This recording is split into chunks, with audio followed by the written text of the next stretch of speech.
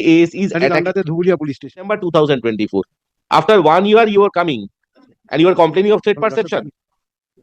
High, আমি Ipsita, welcome back to my channel. চলে এসেছি আমার একটা নতুন ভিডিও নিয়ে। তো আজকের ভিডিওর শুরুতে ইন্ট্রোডাকশনে যে অংশটুকু আপনাদেরকে দেখালাম, শোনালাম, সেই অংশটুকু দেখে বুঝতেই পারছেন যে এটি একটি কোর্ট রুমের কেস, যেটার হিয়ারিংয়ের কিছু অংশ আর কি আমাদের জন্য পাবলিক করা হয়েছে, আমাদের মানে ইউটিউবেই দেওয়া হয়েছে, আমরা সেটা দেখেছি। তো সেখান থেকে যে চ্যানেলে এটা এসছে সেখান থেকে আমি কিছুটা অংশ নিয়ে আপনাদেরকে দেখালাম। আমি বলবো, রিকোয়েস্ট করব যে আপনারা পুরো যে ভিডিওটা সেটা পুরোটা বোঝার জন্য বিষয়টা আপনারা ওই ভিডিওটা ফুল দেখবেন। আমি ডেসক্রিপশন বক্সে লিঙ্কটা দিয়ে রাখলাম।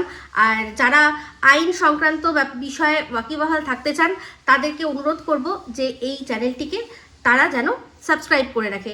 না, এটা কোনো প্রমোশন নয়, এই যে চ্যানেল যার, আমি তাকে চিনিও না, শুধুমাত্র ভালোবাসার তাগিদে আমার ভালো লাগে, আমি ফলো করি, চাই যে আপনারাও কিছু কিছু জানুন। তো সেই জন্য আমি বললাম যে চাইলে আপনারা করে রাখতে পারেন, ঠিক আছে? তো আমি এই চ্যানেলটাকে দেখি, এখানে অনেক ইন্টারেস্টিং অনেক কিছু দেখা যায়। তো যাই হোক, সেখানে এই অংশটা শুনে আপনারা কি বুঝলেন?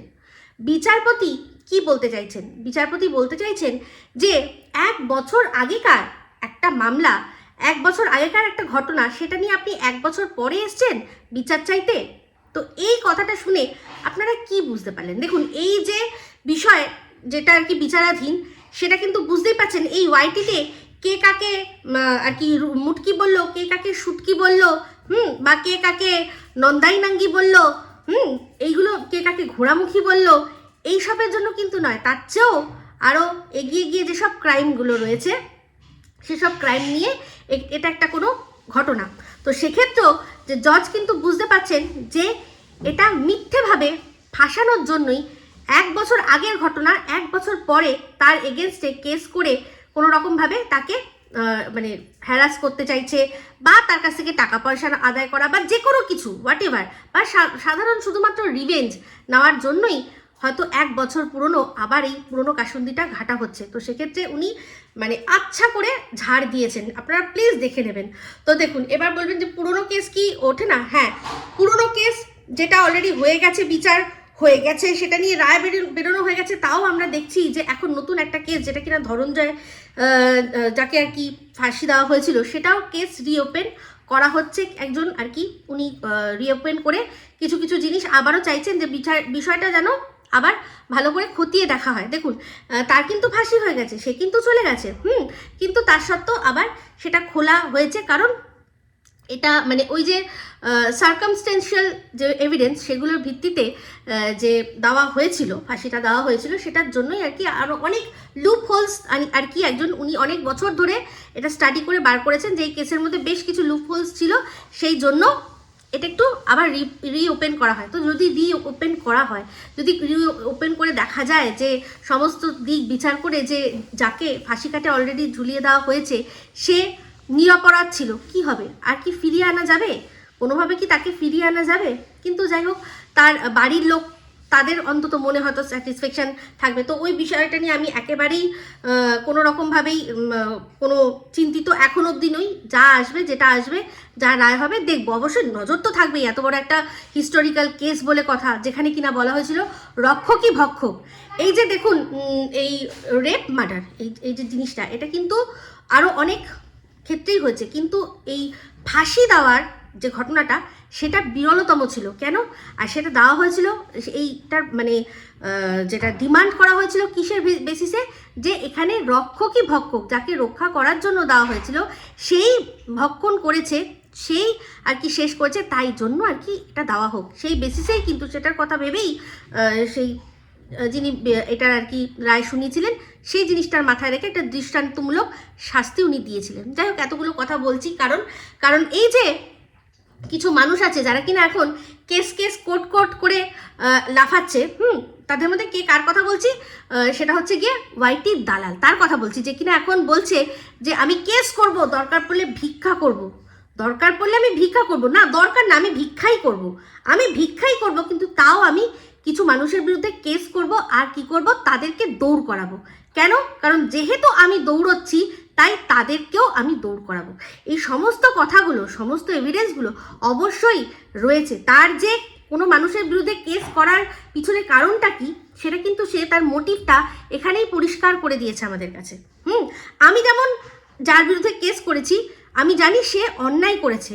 সে একটা বাচ্চার পিতৃ পরিচয় নিয়ে কথা বলেছে, সে সরাসরি আমার চরিত্রের ওপর আঙুল তুলেছে এটা বলে যে আমি আমার এক আত্মীয়র সাথে নোংরা অবৈধ সম্পর্কে জড়িত, আর তার জন্যই আমি যে ফ্ল্যাটে থাকি সেই ফ্ল্যাটটা আমি তার কাছ থেকে মানে ভুলিয়ে ভালিয়ে বা যে কোনোভাবে লিখিয়ে নিয়েছি, আর আমার যে ছোট সন্তান সে তারই দ্বারা এসছে। তো এইগুলো হচ্ছে আমার ওপর অন্যায় করা হচ্ছে, আমি তার বিচার চাইতে গেছি। কে কারোর বিরুদ্ধে মানে আর কি কেস করছে বা আমার বিরুদ্ধে কেউ কেস করেছে তাই জন্য কিন্তু আমি যাইনি রিভেঞ্জ নিতে, যে আচ্ছা তুই করেছিস চল আমিও যাচ্ছি, আমিও করব। বুঝতে পেরেছেন? কিন্তু যে এই কেসটাকে রিভেঞ্জ হিসাবে নিয়েছে সে কিন্তু আমাদের পরিষ্কার বলছে যে আমি কেন একা দৌড়াবো, তোরাও এবার দৌড়া। তো সেই এত পরিষ্কার তার আর কি কনসেপ্ট, তার সত্ত্বেও যে দৌড় করানোর জন্য আমাদের ওপর কিছু করবে, তাকে যে কীরকম দৌড় হতে হবে সেটা সে শুধু দেখবে, সেটা তখন দেখবে তার আঞ্জামটা কি হয়। যে শুধুমাত্র আমি রিভেঞ্জ নেওয়ার জন্য, যদি সত্যিই মনে হতো যে এই যে আর কি এখন বলছে দালাল যে আমি এর বিরুদ্ধে আমি কেস করব, তার মধ্যে কে কে আছে, রিম্পা আছে, দীপ্তিদি আছে, আর আমার নাম তো সবার আগে আমাকে তো বলেইছে। আর দীপ্তিদির কথাটাও আমি কেন বললাম, কারণ বললো যে এর আগে আমি দুজনের নামে জিডি করেছি। তো এই যে 1 বছর আগের জিডি করেছিল, জিডি করে কেন সে ক্ষান্ত হয়ে গেছিল, কেন সে চুপ করে গেছিল, কারণ তখনও তার বিরুদ্ধে কোনো কেস হয়নি। যদি তার মনে হতো যে হ্যাঁ আমার বিরুদ্ধে অন্যায় হচ্ছে তাই জন্য আমি জিডি করেছি, তাহলে সেটা নিয়ে সে লড়তো। ওকে কেউ কেস করলো কি না করলো সেটা দেখতো না, ওর সাথে অন্যায় হয়েছে সে নিজের জন্য জাস্টিস পাওয়ার জন্য লড়তো, তাই না? তো এই যে এখন মন্দিরার সাথে ওর কেসের আর কি নিষ্পত্তি হয়ে গেল, বা একটা মিথ্যা মামলা দুজনের বিরুদ্ধে করে ওরা out of the court settlement করে নিল। কোর্টের মহামূল্য যে সময়গুলো অন্যান্য কেসে দিতে পারতো সেগুলো এরা নিজেরা খেয়ে নিয়ে নিজেদের মধ্যে গলা জড়াজড়ি করে খাসির লাল লাল বিচি খেয়ে ক্ষান্ত হলো। তো এই যে আগেও এরকম কেস করেছে সেটাও আমাদের কাছে রয়েছে। তো এখানে যদি সত্যিই মনে হয় যে রিম্পা ওর বিরুদ্ধে অন্যায় করেছিল, দীপ্তিদি অন্যায় করেছিল, তাহলে তখনই কেসটা করা উচিত ছিল, কিন্তু তখন করেনি। কারণ তখন সে কেসের ঝামেলায় যেতে চায় না, সে তখন বলছে দূর কেসের ঝামেলা, তার মানে সে আপোষ করে নিয়েছে যে আমার সাথে যেটা হয়েছে এমনও কিছু ক্রাইম ওরা করেনি, তাই জন্য দরকার নেই, আমি কেস ফেস করবো না, সেই তো আমাকে ঝামেলায় জড়াতে হবে। কিন্তু এখন তার মনে হচ্ছে সেই অন্যায়টা অন্যায় কেন, কারণ তার বিরুদ্ধে এখন পাল্টা একটার পর একটা কেস আসছে, সেই জন্য সে মোটিভ পুরো ক্লিয়ার করে দিয়ে বলছে যে আমি একা কেন দৌড়াবো, তোরাও দৌড়া। মানে বুঝতে পারছেন, আদালতটা হচ্ছে গিয়ে যেন মনে হচ্ছে কোনো সার্কাসের মাঠ, কোনো রেসের মাঠ, যেখানে গিয়ে আমরা সবাই দৌড়াবো, যে যার আর কি এই জিনিসটা হবে, যার সাথে এই জিনিসটা অন্যায়টা হবে সেখানে আপোষ করবে। তো যাই হোক, এইটুকু টাচ দিয়ে গেলাম, বাদ বাকি তো যা যখন হবে আমি বলেছি না যে আয়। তো যাই হোক, আগের দিন আমি ইংলিশে বলেছিলাম যে ব্রিং ইট অন, তো মনে হয় এই দালাল ইংলিশে বলেছি তো বোঝেনি, তাই জন্য বলছে ভয় কেন দেখাচ্ছিস, কেন হুমকি দিচ্ছিস, কেন বলছিস আমি কেস করব না করছিস কেন, ভয় পেলি কেন? আমি তো বললাম ব্রিং ইট অন, মানে নিয়ে আয়, তোর কেসটা নিয়ে আয়। তুই গুগল করে নিতিস তো অনেক বড় হয়ে যাচ্ছিল ভিডিওটা, তাই জন্য আমি অনেক মানে জিনিসগুলো আর কি ক্লিয়ার করতে পারিনি, তাই জন্য বললাম। তো ও যে উদ্দেশ্য প্রণোদিতভাবে মানুষকে হ্যারাস করার জন্যই এই কেস কামারি, তারপর হচ্ছে গিয়ে থানায় গিয়ে মিথ্যে জিডি বা এফআইআর করার চেষ্টা করে, তার প্রচুর এভিডেন্স আমার কাছে রয়েছে। ও যে ইচ্ছা করে মানুষকে হ্যারাস করার জন্য করে, ও নিজেই সেগুলো বলে। এদিকে বলে আমি আইন কানুন বেছি না, কিন্তু ও কার জন্য, মানে ওর জন্য কাকে দৌড়ে কত কিলোমিটার যেতে হয়েছে, সেখানে যেতে গিয়ে তার কত কষ্ট হয়েছে, তার বাচ্চার কত কষ্ট হয়েছে, সেগুলো কিন্তু সুন্দর করে দর্শকদের কাছে বলে ও ইনকাম করেছে, তাই না? তো যাই হোক, যেটা বলছিলাম, এই গেল একটা বিষয়। আমি তোকে একবারেই বলিনি যে তুই করিস না বা ভয় দেখাইনি, আমি বলেছি ব্রিং ইট অন, নিয়ে আয়, তুই কর একবার, তারপর দেখিয়ে দেবো যে তুই কিরকমভাবে মিথ্যে মামলায় মানুষের সাথে কিভাবে মিথ্যে মামলা করে তুই এই জিনিসগুলোকে মানুষকে হ্যারাস করিস কিভাবে, আর তারপর দেখবি কত কিছু আসে। তো ভয় আমি বললাম যে তুই আমায় দেখাস না কেসের ভয়, আমি অপেক্ষা করে রয়েছি। তুই বললি যে এত উতলা হচ্ছিস কেন? না, উতলা একটুও হচ্ছি না, জানি তো সময় লাগে, সময় আছে, take your time, take your time. কিন্তু সেটা যদি ওই 1 বছর হয়ে যায়, 1 বছর হয়ে যায়, তো 1 বছর পর তুই কেন করছিস সেটা কিন্তু পরিষ্কার বুঝিয়ে দেবো। তো যাই হোক, রিম্পার ক্ষেত্রে তো বুঝিয়ে রিম্পা দিতেই পারবে, যেহেতু তুই রিম্পার সাথে অন্যায় করেছিস, তার মোকাবিলা করার জন্য রিম্পা কেস করেছে, সেই জন্য তুই রিভেঞ্জ নেওয়ার জন্য পাল্টা কেস করেছিস। দেখ না কি হয়। আর দীপ্তিদির জন্য, মানে দীপ্তিদির কেসটা কেন করেছিস, তার সাক্ষী তো আমি দেবো। তার সাক্ষী আমি বলেছিলাম না তোকে? তুই বলেছিস না যে আমি খুব আনন্দ পেয়েছিলাম যে যখন তুই জিডি করেছিলি? হ্যাঁ, তখন সত্যি মনে হয়েছিল, কারণ তখনও তোর মুখ থেকে এটা শুনিনি যে আমি লজিক দিয়ে জিজ্ঞাসা করব যে একটা বাচ্চা, তার বাচ্চার বাবাকে ডিএনএ কার, এই প্রশ্নটা আমি তখনও তোর মুখ থেকে শুনিনি। তাই জন্য তখনও ভেবেছিলাম যে হ্যাঁ, ভিডিওর মধ্যে থেকে ভিডিও করছে, বলছে ওরাও তোকে একটা দুটো উত্তর দিচ্ছে, সেই জন্য মনে হয়েছিল যে ব্যাপারটা ঠিক আছে, চলো হচ্ছে। তুই মাত্রা ছাড়িয়ে যাচ্ছিস, কিন্তু তাও তখনও সেই মাত্রাটা ছাড়িয়ে যাসনি, যেই মাত্রাটা কিনা পরবর্তীকালে তুই ছাড়িয়ে গিয়ে বললি যে ডিএনএ কার, আমি লজিক দিয়ে জিজ্ঞাসা করব বাচ্চার ডিএনএ কার। সেই এই যে মাত্রাটা ছাড়ালি, কোনোভাবেই সেটা সাপোর্ট করার যোগ্য না, বুঝতে পেরেছিস? তো যাই হোক, তুই তোর লজিক দেখাবি, তুই কোন লজিকে জিজ্ঞাসা করেছিস বা কোন লজিকে কোনো প্রশ্ন, কোনো হাজব্যান্ডও তার বউকে এই প্রশ্নটা করতে পারে না, করতেই পারে না। মা যদি বলে দিয়েছে যে এটা তোমার বাচ্চা, তো সেটাকেই প্রত্যেকটা বাবা তারা সেইভাবেই মেনে নেয়, এটাই নিয়ম। কারণ একটা মা সেই বলতে পারে যে তার সন্তানের পিতা কে, বুঝতে পেরেছিস? তো যাই হোক, এখন মাতৃত্ব নিয়ে অনেক বড় বড় কথা বলিস, এই যে একটা মায়ের মাতৃত্বকে কখনো জাহির করতে হয় না, এই ডায়লগটা তো তোকে দিনের পর দিন এই তুই যাকে লজিক দিয়ে জিজ্ঞাসা করেছিলি সে বলেছে। আজ সেই ডায়লগটাই তুই টিনের ক্ষেত্রে ব্যবহার করিস, কি যে একটা মাকে তার মাতৃত্বের পরিচয় দিতে হয় না, তার জন্য তাকে দেখাতে হয় না যে বাচ্চার জন্য সে কষ্ট পাচ্ছে কি পাচ্ছে না।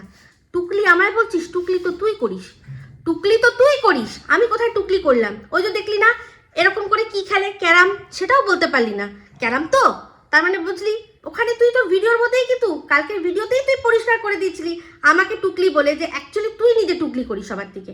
তুই তোর ভিডিওগুলো দেখবি, তাহলেই বুঝবি, আর আমার ভিডিওটা পাশাপাশি চালাবি, তাহলেই বুঝবি যে তোর তো পরিবর্তন এসছে না, তো সেই পরিবর্তনটা কাকে দেখে এসছে সেটা তুই বুঝতে পারবি। তোর ভেতরকার ডিপ ভিতরে যে ইন্সপিরেশনটা কে, সেটা তুই ঠিক বুঝতে পারবি, যদিও তুই সেটা মানবি না, বুঝতে পেরেছিস? তো তুই যেভাবে ভিডিও করতিস এটা তুই তো নয়, তাহলে তুই বদলেছিস, তাই না? আমি তো এরকমই ছিলাম আর বরাবর এরকমই থাকবো, বুঝতে পেরেছিস? আমাকে যদি দেখতিস লাপিয়ে ঝাঁপিয়ে তোর মতো ভিডিও করতে বা গালাগালি খিস্তি করতে, তাহলে বলতিস যে আমি তোকে টুকলি করি। তো টুকলি করা তোর স্বভাব, বুঝতে পেরেছিস? তো যাই হোক, এই ভিডিওটার মধ্যে বেশ কিছু কথা ক্লিয়ার করে দেবো। সেটা হচ্ছে, আমাকে একজন কমেন্ট করেছেন এই গালাগালি, এইসব কথা নিয়ে যখন উঠলো, গালাগালি খিস্তির কথা, যে ম্যাডাম তার দুর্গা বাহিনীর গালাগালি দেওয়াটাকে নাকি সমর্থন করেন, আর অন্য কেউ গালাগালি দিলে সমর্থন করেন না। দেখুন, আমি একটা কথা বলছি, যে এখানে গালাগালি আমিও যেমন সমর্থন করি না, কিন্তু আপনাকে বুঝতে হবে যে গালাগালির থেকেও মারাত্মক জিনিসটা কি। গালাগালি দিচ্ছি আমি, ধরুন যদি গালাগালি দিচ্ছি, আপনি কি অন্যকে খারাপ ভাববেন না আমাকে খারাপ ভাববেন? ধরুন আমি আপনাকে গালাগালি দিচ্ছি, কিন্তু চারপাশে যতজন মানুষ আছে তারা কিন্তু আমাকে খারাপ ভাববে। তো এই যে যারা দুর্গা বাহিনী যাদেরকে গালাগালি দেয়, এই ওয়ার্ডটা দিয়ে যারা মানে সবাই চাপিয়ে দিচ্ছেন, তাদের কথাগুলো শুনছেন না, তারা মারাত্মক ভুল করছেন। কারণ গালাগালি দিচ্ছে কিন্তু কথাগুলো ঠিক বলছে। আর কেন বলছে, কেন বলবে না? কারণ যারা গোপনীয়তা ভঙ্গ করছে, তাদেরকে ভালোভাবে আর কি বলবে? একটা মানুষ গালাগালি দিচ্ছে, সে তার নিজের যেটা আর কি হচ্ছে ভাবমূর্তি নষ্ট করছে, তার দায় সম্পূর্ণ তার। কিন্তু একটা মানুষ যে কিনা একটা সময় ভালো সম্পর্ক করে সেখান থেকে গোপন তথ্য সংগ্রহ করে পরবর্তীকালে তাদের সাথে না পেরে উঠে, তাদের সাথে যুক্তিতে না পেরে উঠে সেই গোপনীয়তাগুলো ভঙ্গ করছে, সেক্ষেত্রে কি হচ্ছে বলুন তো? যে মানুষটার গোপনীয়তা ভঙ্গ করছে তার কিন্তু এটা জীবনে সরাসরি এফেক্ট করবে। আমি আপনাকে একটা এর বাচ্চা তার বাচ্চা আপনার মা টেনে খা মা চু বলে দিলাম, লোকে কি দেখে, আমার চারপাশ থেকে দেখে বলবে এ বাবা এই ভদ্রমহিলার তো মানে ভাষা ভীষণ বাজে। সেই যাকে আমি গালাগালি দিলাম, তার সম্পর্কে যে গালাগালিটা দিলাম, তার সেটা কিন্তু তার গায়ে লাগবে না। কিন্তু যে গালাগালি না দিয়ে অন্যের এই গোপনীয়তা ভঙ্গ করছে, তার চেয়ে বাজে দুনিয়ার কেউ হয় না। দুর্গা বাহিনীর কজনকে আপনারা গালাগালি দিতে শুনছেন, কিন্তু তাদের যে ঘরের কথাবার্তা, তাদের যে ভেতরকার কথাবার্তা, যেগুলো তারা সোশ্যাল করেনি, যেগুলো তারা সোশ্যাল মিডিয়ায় আনবে বলে ঠিক করেনি, সেগুলোকে বলে দেওয়া, সেটা আরও বেশি মারাত্মক ক্রাইম। সেটা ক্রাইম। গালাগালি দেওয়া, আনপার্লামেন্টারি ওয়ার্ড ইউজ করা, সেটা কিছু মানুষের জন্য যদি সেরকম পদমর্যাদায় রয়েছে, তাকে আমি গালাগালি দিচ্ছি, সেটা আমি ক্রাইম করতে পারি। কিন্তু রাস্তাঘাটে আমার সাথে কারোর ঝগড়া হলো, হামেশাই লোকে এর বাচ্চা তার বাচ্চা, ওই সেই হানাতানা বোকা, খাওয়া থেকে শুরু করে খিয়া থেকে শুরু করে ইউনিক ইউনিক গালাগালি দেয়।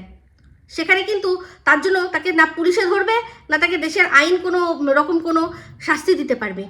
কিন্তু আমি যদি এখন আমাদের মানে রাজ্যের মন্ত্রী সন্ত্রী যারা যারা একজন এক একটা লেভেলে রয়েছেন, এক একটা পদমর্যাদায় রয়েছেন, তাদের যদি বিনা কারণে গালাগালি দিই, তাহলে অবশ্যই আমাকে ডেকে জিজ্ঞাসা করা হবে যে আপনি কেন গালাগালি দিচ্ছেন, আপনি কেন এই ধরনের ওয়ার্ড ব্যবহার করছেন, সেটা কিন্তু করবে।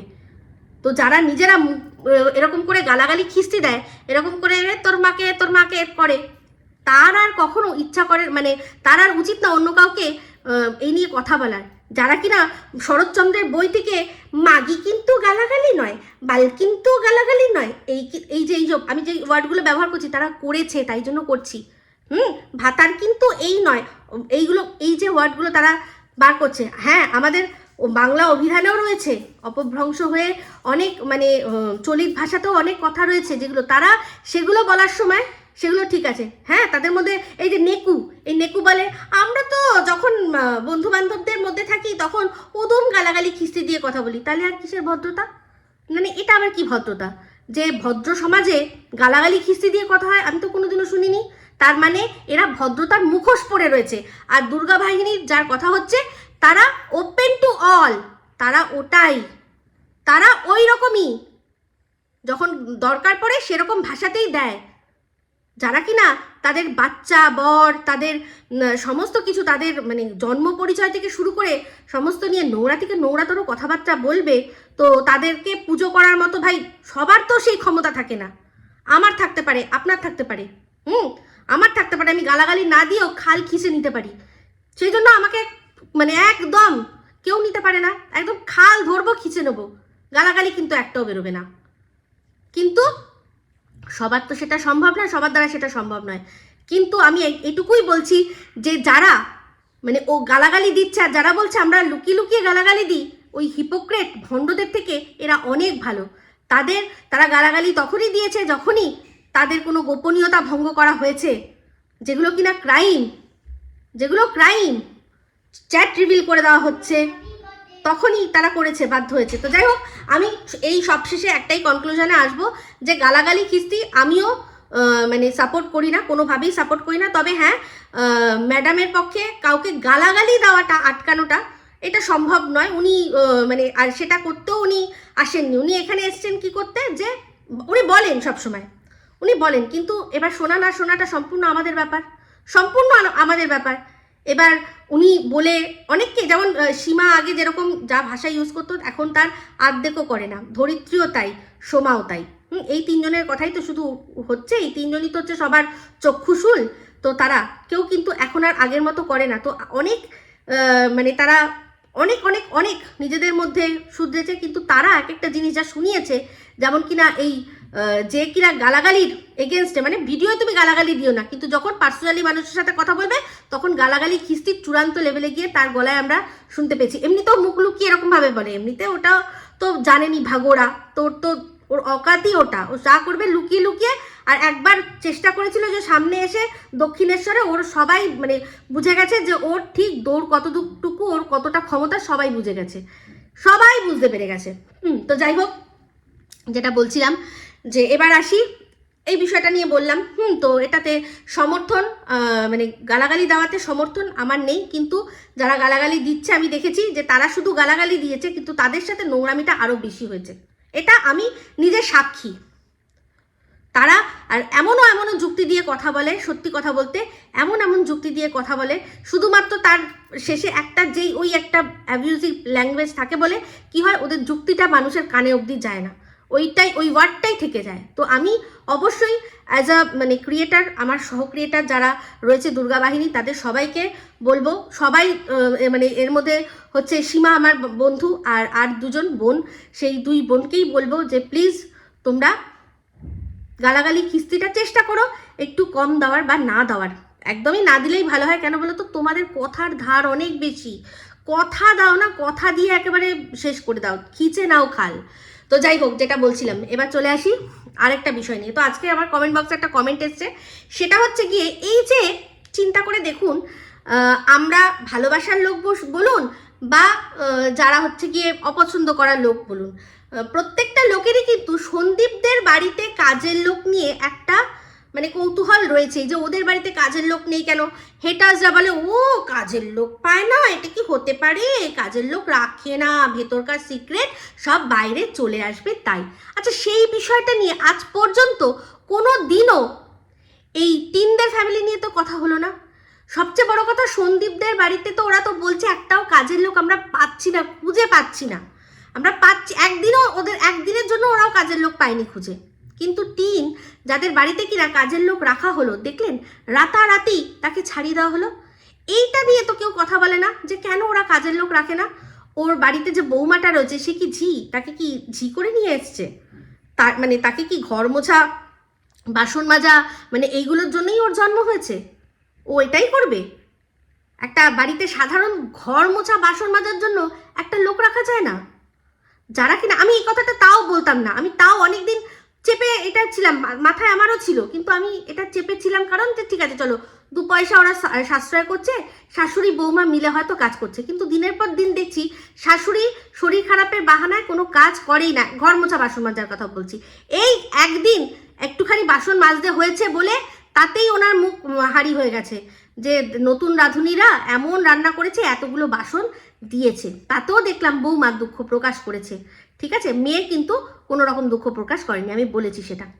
তাহলে বলুন যে ওরা কাজের লোক তো একটা পেয়েছিল, একজন ঠাম্মি, তিনের তো ওখানে সবাই ঠাম্মি, তো একজন ঠাম্মি আসতো, ঘর মুছতো, বাসন মাজতো, তাহলে কেন তাকে ছাড়িয়ে দেওয়া হলো? এটা মাথায় আসে না? নিশ্চয়ই, অবশ্যই আসে, অবশ্যই মাথায় আসে। জবের থেকে মানে এই যে টিন মাঝে মাঝে আগে কী করতো, ঘোনায় যেত, যেখানে আমরা নিজেই দেখেছি, ওখানে গিয়ে সরকার সরকারের বাবা সে সরকারের বাবার ফোন ও রিসিভ করতো। তা আমরা বুঝেই গেছি, নিজে মুখে বলেছে আমি তো হ্যাঁ এই তো ঘোনাতে আছি। শ্বশুরবাড়িতে আছো? হ্যাঁ ঘোনাতে রয়েছি বলেছে। তো জবের থেকে এই ঘোনাতে যাওয়া বন্ধ হলো। তবের থেকে কি হলো? তবের থেকে মানে এই যে ফোকলা কবিতা চোর, আমরা সবাই বুঝতে পারছি যে সে হয়তো রয়েছে অদৃশ্য হয়ে ওদের মধ্যে ঘুরে বেড়াচ্ছে অশরীরীর মতো। এমনিতে অশরীর মানে কি, তার কিচ্ছু নেই, মানে সরীসৃপেরও দেখবেন, সরীসৃপেরও একটা মেরুদণ্ড আছে, ওর তাও নেই। যারা এরকম করে মানে সাপও আর কি যে এঁকে বেঁকে চলে, তারও কিন্তু একটা মেরুদণ্ড রয়েছে, ওর তাও নেই। তো সেই জন্য সে নির্লজ্জ বেহায়ার মতো রয়েছে ওর সামনেই। বারবার করে সবাই ওরা বলে, তিন যেরকম ওর সামনে পাশে বসেই বলেছিল আমি আর ঠাম্মি আছি না, আর তো কেউ নেই বলো। ঠাম্মি এরকম করছে, ঠাম্মির ওই এক্সপ্রেশনটা না পুরো চুমু এক্সপ্রেশন, ওটা আমার হেভি লাগে চুলটা, মানে বল মিথ্যে কথা বল। তো যাই হোক, যেটা বলছিলাম, তো সেক্ষেত্রে জায়গায় জায়গায় দেখিয়ে দিচ্ছি যে অবশ্যই রয়েছে। তো এই যে কাজের লোক পেয়েও ছাড়িয়ে দেওয়া, তার পেছনে কারণ কি? এইটাই যে ভেতরকার খবর, যে কখন কে রয়েছে ঘরে, সেই খবরগুলো যাতে বাইরে না চলে যায়, বাইরে যাতে না চলে যায়, সেই জন্য ছাড়িয়ে দেওয়া। মাঝখানে রেখেছিল কখন? যখন ও রেখে দিয়েছিল, ওর যখন যা করার তখন তো ও চলেই যেত, মানে যখন কোথাও ঘুরতে যাওয়ার ছিল, যখনই আর কি কোনো আর কি বেশি দরকার ছিল কিছু, তখনই তো ও তো চলে যেতে পারছিল, তখন তো অবাধ যাতায়াত ছিল ঘনাতে। তার জন্য এই বাড়িতে যে আমাকে লাগবেই, এই ঘরটা পেলেই আমি লুডো খেলতে পারবো, এরকম তো কোনো ব্যাপার ছিল না। সেই জন্য তখন ঠাম্মি আসতো, এসে ঘর মুছে দিত। কিন্তু তারপরেই কি হলো? তারপরেই ঠাম্মিকে ছাড়িয়ে দেওয়া হলো। তো এখনো তো টিন তো মাঝে মাঝেই এখানে এসে থাকছে, তো ওর বাড়িতে শুধু টিন থাকলে তার জন্যই আর কি কাজের লোক থাকবে? ওর বাড়িতে এমনি ওর মা, ওর বৌদি, তারা একটা কাজের লোক রাখতে পারে না? কত দিক থেকে ইনকাম দেখুন ওদের এখন, মানে ইনকাম তো বেড়েছে, ওর বাপি যে চাকরি করতো আগে, একটাই আর্নিং মেম্বার ছিল ওর বাপি। তারপর ওর দাদা কিন্তু টুকটাক ভাড়া টাড়া, তারপর ওই পুজো পুজো আচ্ছা এসব মিলিয়ে কিন্তু টুকটাক মোটামুটি, আমি হাইফাই না হলেও বলবো যে ইনকাম করছে, ঠিক আছে। ওর মা ব্লগিং করছে, ওর বাবা ব্লগিং করছে, এতগুলো মানুষ কাজ মানে শুধুমাত্র মানে ইনকাম করে না হচ্ছে গিয়ে মানে যার অ্যাকাউন্টে টাকা আসে না সেটা হচ্ছে বৌমনি, বাদ বাকি বৌমনিকে দিয়েই এরা অনেকেই ইনকাম করছে। টিনের বাপি টিনের মা সেটা আলাদা কথা, কিন্তু তার অ্যাকাউন্টে তো কোনো টাকা আসে না, তাই সে হচ্ছে ওদের বাড়ির মানে নন আর্নিং মেম্বার। তো সেই নন আর্নিং মেম্বার যাকে দেখিয়ে দেখিয়ে এরা আর্ন করছে, তার শরীরটা যাতে ভালো লাগে, একটা কাজের লোক রাখতে পারছে না। রাখতে পারে, টাকা পয়সার কোনো অভাব নেই। নাহলে চিন্তা করে দেখুন, যারা বাড়ি মানে পাড়ার পাশের মুদির দোকান ছেড়ে এখন ওই স্মার্ট পয়েন্ট ছাড়া গিয়ে কোথাও ওরা শপিং করে না, স্মার্ট পয়েন্ট ছাড়া ওরা শপিং করে না, তারা একটা কাজের লোক রাখতে পারে না, একটা কাজের লোক রাখতে পারে না। এটা হতে পারে? এইটাই হচ্ছে ব্যাপার, যে কাজের লোক না রাখার, যে কাজের লোক আসলে সব ভেদ খুলে যাবে। সেই জন্য আরে সন্দীপরা তো পাচ্ছে না, ওরা তো বলছে আমরা পাচ্ছি না। আর ওদের বাড়ি যেই মানে একেবারেই গ্রামে, সেখানে সত্যি কথা বলতে সবাই চাষবাস এইসব করে যা ইনকামের রাস্তা রয়েছে, তারা আর লোকের বাড়িতে গিয়ে কাজ করার মানে কোনো ব্যাপার নাই। যে আমি বলি, কারণ আমার এক্সপিরিয়েন্স রয়েছে। আমার যেই মাসি শাশুড়ি মারা গেল, তার তো হচ্ছে গিয়ে শ্বশুরবাড়ি মালদার একেবারে প্রত্যন্ত গ্রামে, ওখানে ওদের কাজের লোক পাওয়া যায়, মানে একদম যে মাসে এসে মাস মাইনা নিয়ে যে কাজের লোক বলা, সেরকম কাজের লোক নেই, কেউ কাজের লোক করে না। কিন্তু হ্যাঁ, যখনই আমরা যেতাম তখনই দেখতাম যে গ্রামের অনেকে ওদের বাড়িতে এমনিই চলে আসতো। তো সে কেউ মশলা করে দিচ্ছে, সে কেউ কুটনো কুটে দিচ্ছে, হেল্প করার জন্য চলে আসতো। তার বিনিময়ে কিন্তু টাকা নিত না, হয়তো যা রান্না হতো ওই এক বাটি নিত, তাদের বাচ্চাকে নিয়ে আসতো, এসে হেল্প টেল্প করতো, সমস্ত করতো। কিন্তু ওই কাজের লোক হিসাবে ওরা থাকবে না, আমি নিজে এক্সপিরিয়েন্স, মানে অনেক দিন ধরে আর কি ছিলাম, আমি অনেক দিন কতবার যে মালদার গেছি মানে আমার মানে গুণে বলতে পারবো না। তো যাই হোক, এখন আর সেই মালদার সাথে আর কোনো রকম কোনো সম্পর্ক, সব ছিন্ন। মানে আমাদের মাসি নেই এখন, আর মাসি শাশুড়ি মারা গেল, মেসো রিটায়ার করেছে, এখানেই কলকাতাতেই থাকবে। মালদায় বাড়ি ওই প্রত্যন্ত গ্রামে, যেরকম সন্দীপদের বাড়িটা ওদের প্রত্যন্ত গ্রামে যেরকম একটা অট্টালিকার মতো লাগে, এই মামার মাসি শাশুড়ির বাড়িটা যদি পুরনো ছবি পাই তাহলে দেখাবো, পুরো মানে দূর থেকে দেখে মনে হবে তাজমহল বানিয়েছে, এরকম একটা সুন্দর বাড়ি বানিয়েছিল। কারণ মেসো আর কি মেট্রো রেলে চাকরি করতেন, তো বুঝতেই পারছেন, তো প্রচুর জমি জমা। তো সেক্ষেত্রে আমি নিজে এক্সপিরিয়েন্স করেছি এত বছর ধরে, যে ওদের ওখানে কাজের লোক পাওয়া যায় না, একদম কাজের লোক পাওয়া যায় না। তো যাই হোক, যেটা বলছিলাম যে হ্যাঁ, ও সেই বাড়ি বিক্রি করে দিয়ে, তাই জন্যই বললাম সেই বাড়ি বিক্রি করে দিয়েছে না, মাসির ছেলেও তার পক্ষেও যাওয়া সম্ভব নয়, আর গ্রামের মধ্যে ওরকমভাবে বাড়ি ফেলে রাখাটাও ঠিক নয়, আর সেই জন্য মেসোও যাবে না। তো সেই বাড়িটা বিক্রি হয়ে গেছে, নালে মালদায় এরকম প্রচুর আমরা যেতাম, নিশ্চয়ই ব্লগ দেখাতাম। তো যাই হোক, তো এই বিষয়টা নিয়ে বলছিলাম যে ওদের বাড়িতে নিয়ে তো কখনো কেউ বলে না যে বাড়ির বউটা কি ঝি নাকি, যে তাকে দিয়ে সব কাজ করানো হবে। আর একটা কাজের লোক কেন রাখা হবে না? ঠাম্মিকে কেন ছাড়ানো হবে? কেন ছাড়ানো হয়েছে? যাতে বাড়ির থেকে গোপন তথ্যগুলো, গোপন বিষয়গুলো বেরিয়ে না যায়। এদের মধ্যে দেখেছেন তো, শুধু যদি মানে বাড়িতে সবাই থাকে, যদি নাও থাকে, মানে ধরুন বিড়াল জামাই যদি নাও থাকে, তাও কিন্তু ফোনেও কিন্তু বিড়াল জামাইয়ের সাথে মাঝে মাঝে মেল লাগে, সেসব কথাগুলো বাইরে হয়ে যাবে। তারপর ওদের সংসারের যে পলিটিক্স, সেগুলো বাইরে বেরিয়ে যাবে, অন্যান্য কারোর কাছে খবর চলে যাবে। আর সবাই জানেন যে ওদের আশেপাশে কিন্তু ওদের শত্রুর অভাব নেই, এটা সত্যি কথা, যারা কিনা সব খবর দিয়ে দেয়। তো যাই হোক, একটা দারুণ খবর শুনলাম, ও মাই ডগ টাইপস, ও মা আউ অশুভ শক্তি, বউ বেচু ভক্তি, সে নাকি এখন ওই টিনের ফাঁকা ফ্ল্যাটে কাউকে নাকি ইনভাইট করেছে। ও বাবা! তো যাই হোক, যেটা শুনলাম সেটাই আপনাদের সাথে শেয়ার করলাম। আপনারা অবশ্যই আমাদের ছোট্ট ভাই আরসের ভিডিও থেকে এটা শুনেছেন, আমিও ওখান থেকেই শুনেছি।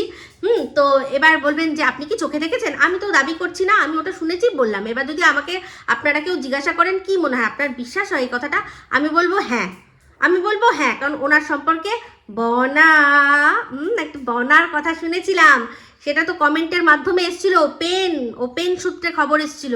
আর যে দেখেছে একদম একদম মানে পাশ থেকে দেখেছে, তো সেখানে আপত্তি করার তো কোনো জায়গাই নেই, আর অবিশ্বাস করারও কোনো জায়গা নেই, ঠিক আছে? তো আর কি অবস্থা, এই জন্যই হচ্ছে একে অপরের রক্ষাকর্তা, একে অপরের দুজনকে রক্ষা করবে। তো যাই হোক, এই বলে এখনকার মতো এই ভিডিওটা এখানেই এন্ড করছি। আমি জানি টিনের ভিডিও এসছে, টিনের মা বাপি সবার ভিডিও এসছে, তো আমি ভীষণভাবে ব্যস্ত, আপনারা আমার ব্লগ দেখলে বুঝতে পারবেন। তো সেই জন্য যদি আজকে আর না হয় তো কালকে নিশ্চয়ই ভিডিও আসবে। তো এই ভিডিওটা ভালো লাগলে অবশ্যই লাইক শেয়ার কমেন্ট করতে ভুলবেন না। যারা চ্যানেলটা সাবস্ক্রাইব করেননি তারা সাবস্ক্রাইব করে দেবেন। সবাই ভালো থাকবেন, সুস্থ থাকবেন। আমার কাছে খুব শীঘ্রই নতুন ভিডিও নিয়ে। টাটা।